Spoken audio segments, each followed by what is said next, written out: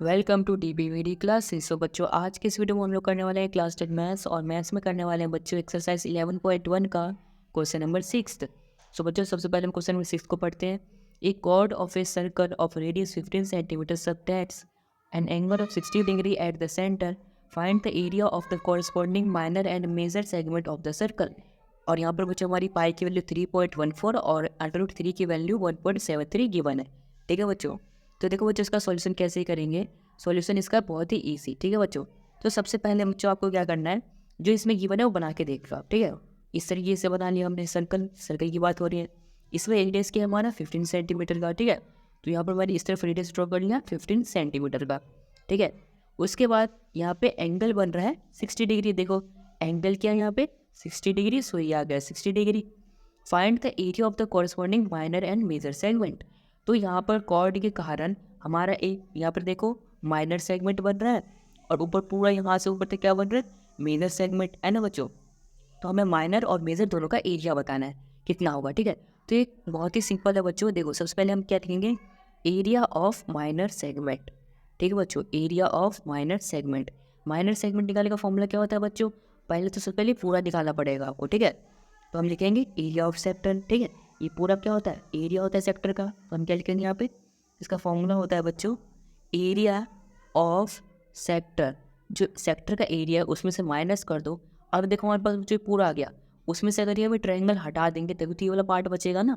तो माइनस कर देंगे ट्रायंगल।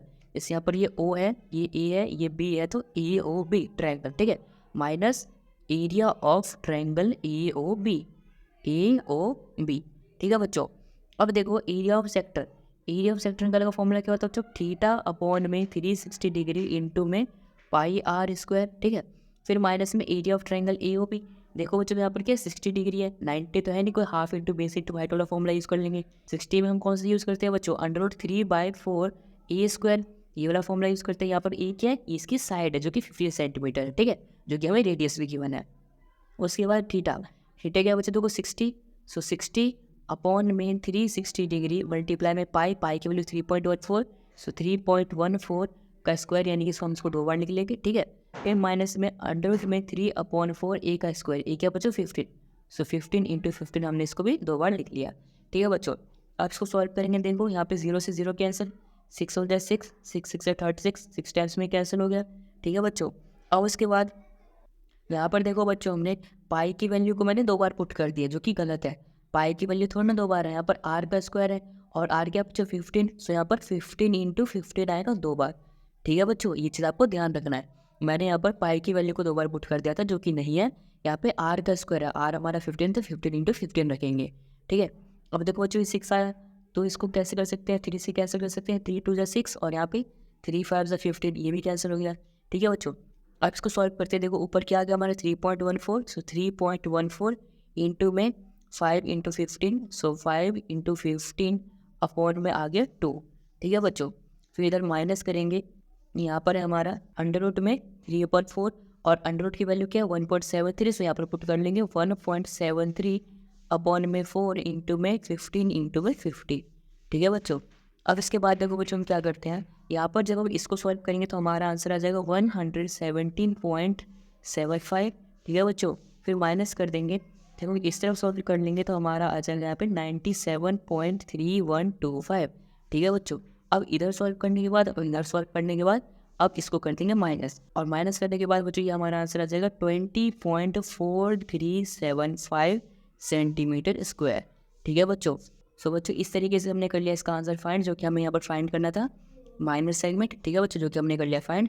चलो फाइंड करते हैं इसी का सेकंड पार्ट, जो कि इसका मेजर सेगमेंट फाइंड करने के लिए। ठीक है, तो मेजर सेगमेंट कैसे फाइंड करेंगे बच्चों, मेजर सेगमेंट फाइंड करना बहुत ही ईजी है। ठीक है, तो देखो अगर बच्चों में एरिया फाइंड करना है मेजर सेगमेंट का, तो सबसे पहले क्या लिखेंगे, एरिया ऑफ मेजर सेगमेंट। ठीक है बच्चों, मैं मेजर सेगमेंट का एरिया। ठीक है, सो मेजर सेगमेंट का अगर हमें एरिया निकालना हो तो उसका फॉर्मूला क्या होता है बच्चों, पाई आर स्क्वायर माइनस में माइनर सेगमेंट। ठीक है बच्चों, यानी कि देखो जैसे ही हमारा पूरा सर्कल है, ठीक है, आप क्या करना है, आपको ये ऊपर वाला चीज़ चाहिए, तो आप कैसे निकालोगे, आप पूरा निकाल लो, पूरे में से ये वाला पार्ट हटा दो, है ना, ये वाला पार्ट हटा दोगे आप पूरे में से, तो बस ये बच जाएगा जो कि हमारा मेजर सेगमेंट है ना। तो हम पूरा निकाल लेंगे पाई आर स्क्वायर, ठीक है बच्चों। सो बाई आर स्क्वायर, यहाँ पर देखो बच्चों पाई की वैल्यू क्या हो जाएगी 3.14 जो मैं गिवन था। सो 3.14 इंटू में आर क्या बच्चों 15 का स्क्वायर यानी कि 15 इंटू 15, फिर माइनस में माइनर सेगमेंट। अभी भी बच्चों हमने ऊपर में माइनर सेगमेंट फाइंड किया, कितना आया यहाँ पे 20.4375। सो यहाँ पर पुट कर लेंगे इसी वैल्यू को 20.4375, ठीक है बच्चों।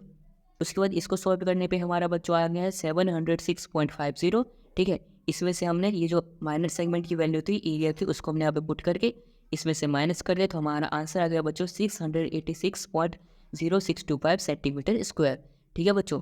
यानी कि हमारा माइनर सेगमेंट भी ये आ गया और हमारा मेजर सेगमेंट भी ये आ गया, ठीक है बच्चों। जो कि हमें क्वेश्चन नंबर 6 में फाइंड करना था वो हमने कर लिया फाइंड। आई होप बच्चों आपको एक्सरसाइज 11.1 का क्वेश्चन नंबर 6 आया होगा अच्छे समझ में। अगर आया समझ में तो इस वीडियो को लाइक कर देना, चैनल को सब्सक्राइब कर देना और इस वीडियो को अपने दोस्तों के साथ भी जरूर शेयर कर देना। And thanks for watching this video.